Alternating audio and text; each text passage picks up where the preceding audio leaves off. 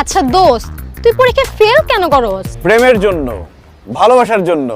মানে মানে তোরা হয়তো ভাবতেছিস আমি পড়াশোনায় দুর্বল, এইজন্য প্রত্যেক বছর ফাইনাল ইয়ারে এসে ফেল করি, কিন্তু না। আমি প্রথম যেদিন এই ভার্সিটিতে আসি সেই দিনই মনে মনে সিদ্ধান্ত নিয়েছিলাম এই ভার্সিটির একটা মেয়ের সাথে আমি প্রেম করব, তাকে ভালোবাসবো, তাকে বিয়ে করব। কিন্তু আফসোস, আজ পর্যন্ত এই ভার্সিটির কাউকে আমার মনে ধরলো না, কাউকে দেখে মনে হলো না যে তার সাথে প্রেম করতে পারি, তাকে বিয়ে করতে পারি। স্যাড। তাই আমি প্রত্যেক বছর ইচ্ছা করে ফেল করি। পাশ করলেই তো আব্বা বলবে চাকরি কর, অন্য একটা মেয়েকে বিয়ে কর, কি দরকার। তার মানে দোস্ত, তুই যতদিন তোর মনে মানুষ খুঁজে না পাবি ততদিন পরীক্ষায় ফেল করতেই থাকবি?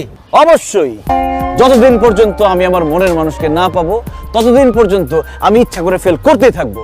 তবে আমার বিশ্বাস একদিন না একদিন আমি আমার মনের মানুষকে পেয়ে যাবই, এবং ততদিন পর্যন্ত আমি অপেক্ষা করতে থাকবো। আল্লাহ,